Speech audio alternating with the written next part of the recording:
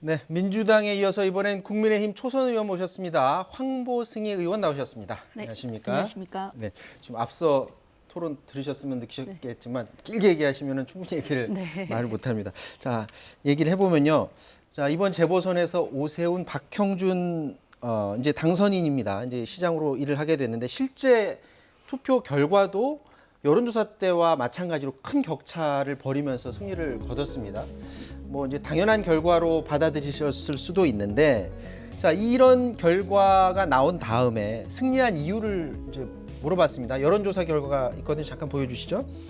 자, 보면, 자, 더불어민주당이 잘못해서 승리했다라고 답한 사람이 61%가 나왔고요. 그리고 전임 시장의 잘못에 대한 심판 때문에 표를 던졌다라고 한 것이 18%, 국민의힘이 좋고 잘해서 나라고 응답한 것이 바로 7% 이렇게 조사 결과가 나왔거든요. 근데 이제 이 자리에 국민의힘 의원들 사실 거의 대부분 이렇게 말씀하시더라고요. 그러니까 국민의힘이 잘해서 그런 게 아니라 상대당이 못해서 그런 거다라는 그런 평가 결과라고 보여지는데 어떻게 자평하실 수 있겠습니까? 네, 실제 저는 부산시장 후보 그 선거에서 또 수석 대변인으로 활동을 했었고 지역구를 또 부산에 두고 있기 때문에 지역 주민들의 말씀만 들어도 이 여론조사가 그대로 반영이 된다라고 알고 있습니다. 이번 선거는 정권 심판 선거, 이 정권의 이 정책 실패에 따른 어떤 무능 그리고 부패 그리고 그럼에도 불구하고 야당과 전문가들이 잘못했다고 지적함에도 불구하고 인정하지 않는 그 오만함 그리고 불공정 문제에 대해서 개선 의지가 없는 거 이런 거에 대한 정권 심판이었고요. 특히나 이제 서울, 부산 똑같이 권력형 성범죄 사건으로 참 전 세계적으로 가장 부끄러운 그 보궐선거를 했다라는 데 대한 시민들이 자존심이 많이 상한 것을 표심으로 보여준 선거라고 생각합니다. 근데 저희가 이제 안타까운 점은 실제 국민의힘이 좋아서라는 응답이 7%밖에 안 됐다. 이게 굉장한 충격이고 저희를 좋아서 찍으시지 않은 거는 알고 있지만 그 평가 자체가 저희가 또 생각한 것보다는 너무 작기 때문에 더욱더 반성하고 더욱더 쇄신해서 이번에 시민들께서 저희에게 그 보여준 표심이 또 중도와 2030, 40 표심이 많이 늘어나지 않습니까? 네. 이 표심이 대선까지 이어져서 정권 교체가 되려면 정말 저희가 대한정당으로서 또 국민과 소통하는 정당으로서 거듭나야 되겠다라는 반성을 처절하게 하고 있습니다. 자, 그런 면에서 초선 의원들의 그 행동이 굉장히 주목을 받았어요. 그러니까 선거 다음 날 뭐 자축하는 분위기가 아니라 바로 당 쇄신해야 된다라는 목소리를 높였거든요. 맞습니다. 네. 어떤 위기의식을 선거 다음 날까지 가지고 계셨던 건가요? 그 선거 과정에서도 저희가 지역에서 그런 목소리들을 많이 들었었고요. 너희가 잘해서가 아니다라는 말을 너무 많이 들었습니다. 근데 결과가 나왔는데 저희가 생각했던 것보다 표를 너무 많이 얻은 겁니다. 그래서 이럴 때일수록 우리가 현실을 직시하고 더 국민 앞에 겸손한 자세 그리고 변화하려는 모습을 보여야 된다. 이런 자성의 목소리가 그날 밤에 우리 초선 단톡방에서 있었고요. 그래서 그날 그 다음 날 아침 9시 30분에 그런 성명을 발표하게 된 것입니다. 자, 그러면 구체적으로 어떤 메시지가 있었는지 잠깐 듣고 와서 말씀 나누도록 하겠습니다. 청년에게 인기 없는 정당, 특정 지역 정당이라는 지적과 한계를 극복해 나가겠습니다.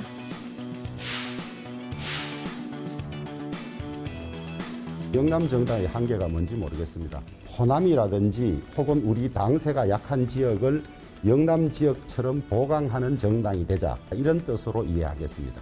내가 나서는 것이 당에 도움이 되는 것인지 아니면 젊은 사람들이 등장해서 새로운 정치 세대를 구축하는 것이 도움이 될 것인지 한번 뒤돌아보면서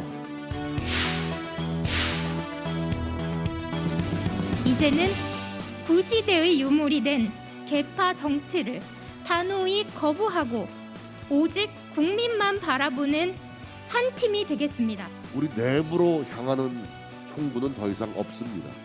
우리 총구의 방향은 대한민국과 국민들을 불편하고 어렵게 만든 정부 여당을 향하게 될 것입니다. 통합이 곧 자강이라고 생각합니다. 낡은 보수의 껍질을 과감히 버리고 변화와 혁신의 주체가 되겠습니다. 보궐선거에서 승리하고 자중질환이 일어났다 하는 이렇게 언론 보도에서 나오는 것처럼 국민들에게 실망을 주는 일은 절대 없어야 되겠다. 우리 당의 혁신은 일관되게 앞으로도 계속 추진해 나가야 되겠습니다. 지금 먼저 이 얘기부터 해야 될 것 같아요. 특정 지역 정당이라는 한계를 좀 벗어나야 되겠다는 말을 했는데 이 아무래도 특정 지역은 영남을 얘기하시는 것 같아요. 근데 본인 자체가 지금 영남권에서 구의원부터 시작해서 커오셨지 않습니까? 맞습니다. 네. 지금 국민의힘이 영남당이라는 그런 인식을 하고 계시는 건가요? 국민의힘이 영남당이다가 아니고요. 지금 현상 자체가 그렇게 되어 있습니다. 저희가 102명의 그 국회의원이 있는데 그 중에서 영남권 의원들이 다수를 이루고 있기 때문에 외부에서 국민들이 보실 때는 영남에 집중되어 있다라고 생각하실 수밖에 없겠죠. 근데 이번 선거를 통해서 저희가 경험했듯이 저희가 수권 정당으로 거듭나기 위해서는 인구가 가장 많이 밀집해 있는 수도권 그리고 충청권 강원을 포함해서 이제 중부권이라고 보통 표현을 하는데요. 그리고 호남권 표심을 골고루 특히 수도권 표심을 확실하게 얻어야 된다라는 그런 위기의식. 그리고 이때까지 저희는 2030 세대에게 인기 없는 정당이다라는 인식이 있었지만 이번 선거를 통해서 우리가 노력해서 얻은 것은 아니지만 반사이익이었겠지만 2030, 40표도 저희가 얻을 수 있다는 가능성을 보았습니다. 그러기 위해서는 지혜를 모아서 또 좀 더 시야를 넓혀서 중도의 표와 또 그 정계층의 어떤 골고른 표를 얻기 위해서는 저희가 다각적인 노력을 할 필요가 있다 이렇게 생각을 하는 것이고요. 사실은 저희를 끊임없이 지지해 주신 영남 지역의 많은 당원들께는 늘 감사한 마음을 가지고 있습니다. 근데 우리 당원들이 진정으로 원하는 것도 이 집권 여당이 잘못하는 거에 대해서 저희가 심판하고 그것이 나중에 정권 교체로 이어지기를 바라실 거기 때문에 우리 당원들께서 좀 더 열린 마음으로 저희가 수도권 표심을 얻기 위해서 노력하고 고민하는 거에 대해서는 같이 지혜를 모으시고 박수를 쳐주셔야 되는 그런 상황이 아닌가 생각합니다. 그 앞서 영상에서도 봤었는데 주호영 원내대표가 뭐라고 얘기했냐면 영남 한 게 뭔지 모르겠다라고 얘기하면서 약한 지역 보강하자는 의미로 받아들였다라고 했는데 방금 말씀하신 거 들으니까 같은 궤네요. 그러니까 그렇죠. 다른 지역을 네. 보강하자라는 뜻으로 영남 지역 그 한계를 넘자라는 말을 한 거네요. 맞습니다. 네. 그렇다면 어떻게 해야지가 사실은 관건인데 거기까지는 아직 답을 찾지는 못한 건가요? 그렇죠. 저희가 이제 향후에 지도부를 구성해야 되는데 그 지도부를 구성하는 과정에서 그런 논의들이 더 치열하게 있을 거라고 생각이 들고요. 그러나 저희는 지금 한 팀으로서 한 목표를 향해서 가는 그 과정이기 때문에 많은 소통을 통해서 지혜롭게 이 문제의 해답을 찾을 수 있을 거라고 생각합니다. 뭐 이게 편협한 생각일 수도 있지만 이제 그런 것들을 대외적으로 보여주기 위해서는 되도록이면 영남당 출신이 아닌 분들이 뭐 당대표를 맡는다든지 이렇게 함으로 해서 보여줄 수 있는 게 있지 않느냐라는 생각도 있는데 거기엔 동의하지 않습니까? 가시적인 효과는 분명히 누릴 수 있을 겁니다. 그러나 우리가 영남권에 뿌리를 두고 있기 때문에 무조건 안 돼. 이런 시각도 저는 위험하다고 보고요.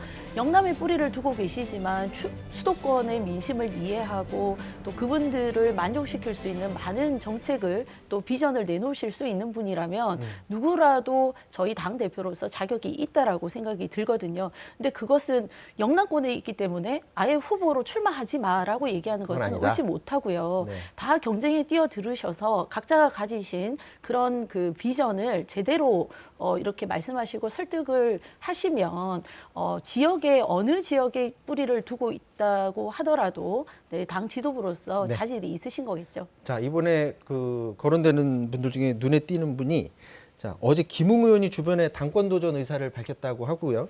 또 윤희숙 의원도 뭐 저 당대표 선거 출마 준비 중이다 이런 말이 나오고 있는데 이게 초선 의원들 사이에서 어느 정도 좀 공감대가 형성이 돼 있습니까? 어떻습니까? 저희 어제 초선 의총할 때 출마하고 싶은 사람 다 얘기하라 이렇게 했었는데 제가 끝까지 안 있어서 모르겠지만 일단 김웅 의원님은 출마 의사를 피력하신 걸로 알고 네. 있습니다. 네.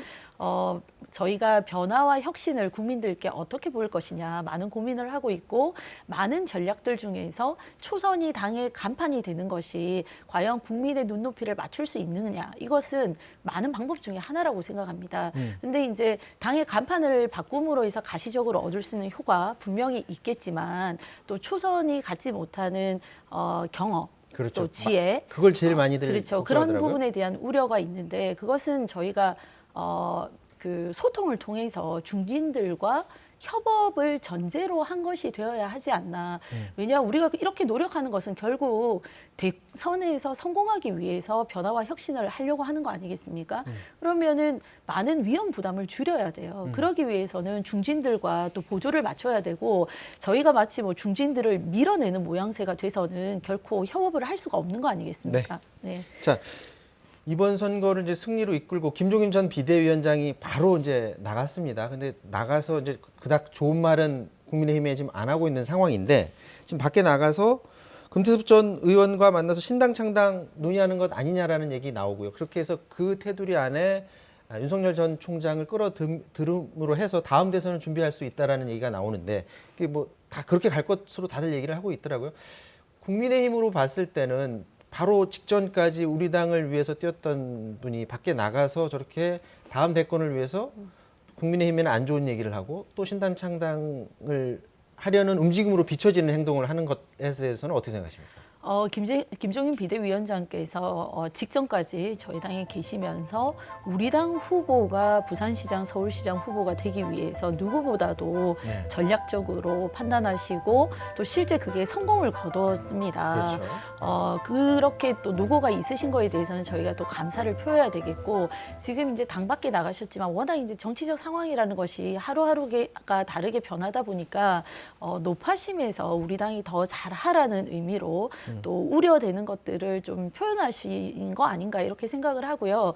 이럴 때일수록 저희가 뭐 서운함을 갖기보다는 저런 비판을 하실 때 우리의 현 주소가 지금 무엇이 잘못됐는가, 우리가 또 어떻게 더 국민들 눈높이에 맞춰서 긍정적인 행보를 할 것인가, 이걸 반성하는 계기로 저는 삼으면 된다고 생각하고 그게 저희에게 약이 됐으면 좋겠다는 생각을 하고 있습니다. 앞서 민주당에서 똑같은 얘기를 했었는데 청년들이 이번에 국민의힘에 굉장히 몰표를 줬습니다. 특히 20대 남성들이 압도적으로 국민의힘에 표를 줬는데 어떻게 받아들이고 계십니까? 네, 오세훈 후보 같은 경우에는 무려 72.5%가 지지를 해줬고요. 네. 부산의 박형준 후보 63%를 지지해줬습니다. 그리고 20대 여성 같은 경우에도 박영선 후보가 44%, 오세훈 후보가 40%. 소폭 격차였죠. 그렇죠. 소폭 격차죠. 과거에 비교하면 20대 여성도 20% 이상 저희를 지지해 주신 거거든요. 근데 이건 이제 남녀의 좀 차이가 너무 많이 나기 때문에 저희가 자체적으로 제가 이제 청년당 대표이기 때문에 여성 20대 표심에 대해서는 좀 자료 조사를, 연구 조사를 하려고 하고 있습니다. 더 가져와야 되겠다라는 생각을 하고 계시는 거네요. 그렇죠. 더 설득할 수 있으면 설득해야 된다. 왜냐하면 같은 20대인 남성이 그렇게 많은 지지를 보냈으니까 그리고 또 지지해줬던 그 40%도 저희가 놓치면 안 되잖아요. 그래서 설문조사 내지는 그 직접 면담 조사 같은 걸 좀 해보려고 하고 있고요. 아무래도 20대 남성 같은 경우에는 민주당에서 이제 여성 친화 정책들을 많이 썼는데 그것이 오히려 남성들에게 불공정이라는 그런 인식을 준 것 같다라고 생각이 들고 저희 당에 아까 뭐 민주당하고 소통 문제 말씀하셨는데 저희 당의 하태경 의원님이나 이준석 최고 같은 경우에 네. 저하고 같이 이제 요즘 것들 연구소를 만들어서 활동을 하고 있습니다.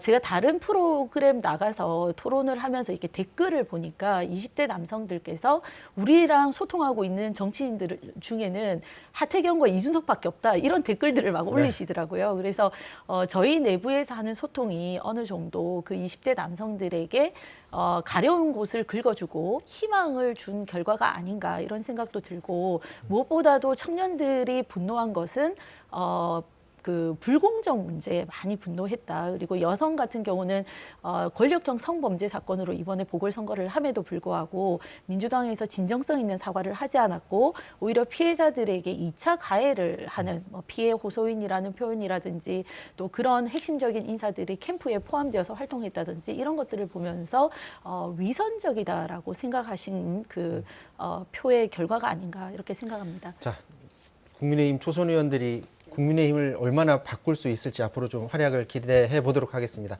여기까지 하겠습니다. 지금까지 국민의힘 황보승희 의원과 말씀 나눴습니다. 고맙습니다.